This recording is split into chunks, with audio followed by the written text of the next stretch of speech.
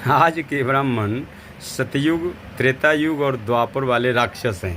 जैसा कि देवी भागवत पुराण में लिखा है, नूनम सत्ययुगे राजन ब्राह्मणा वेद पारगा पराशक्त्यर्चनर रता देवी दर्शन लालसा। हे राजन, सतयुग में सभी ब्राह्मण वेद के ज्ञाता, पराशक्ति की पूजा में तत्पर रहने वाले, देवी दर्शन की लालसा से युक्त, गायत्री और प्रणव मंत्र में अनुरक्त, गायत्री का ध्यान करने वाले, गायत्री जप परायण, एकमात्र माया बीज मंत्र का जप करने वाले, प्रत्येक गांव में भगवती पराम्बा की मंदिर स्थापना कराने एवं धर्म कर्म में निरत रहने वाले थे। उस समय के क्षत्रिय प्रजाओं के भरण पोषण में संलग्न रहते थे।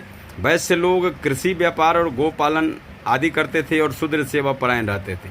उस सतयुग के सभी वर्णों के लोग पूर्ण पराक्रमी और अपने अपने कर्म में निहित थे। आज के युग में ऐसा है नहीं, क्योंकि देवी भागवत पुराण के इसी छठे स्कंद के 11वां अध्याय जो चल रहा है, इसके 42वें श्लोक में लिखे हैं, द्वापरे च विशेषण न्यूना सतयुग स्थिति पूर्वम ये राक्षसा राजन ते कलौ ब्राह्मणा स्मृता पाखंड निरता प्रायो भवन्ति जन वंचका असत्यवादिनः सर्वे वेद धर्म विवर्जिता दाम्भिका लोक चतुरा मानिनो वेद वर्जिता शूद्र सेवा परा के केचन नाना धर्म प्रवर्तका।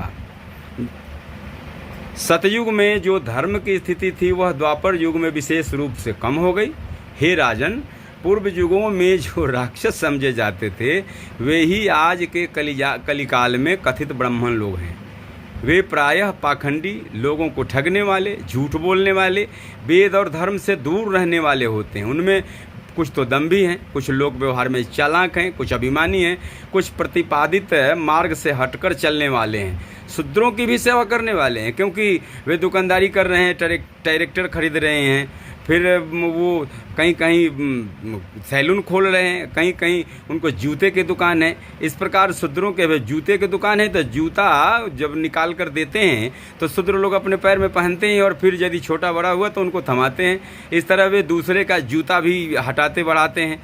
विभिन्न धर्मों का प्रवर्तन करने वाले, वेद की निंदा करने वाले, यादव विरोधी, जो यादव के पूर्वज यानी कृष्ण की कथा गाथा गाकर और इन सभी जाति वालों के यहाँ सूतक आदि सभी तरह के अन्न को बटोर कर अपने परिवार का पालन करते हैं और उन्हीं की निंदा करते हैं।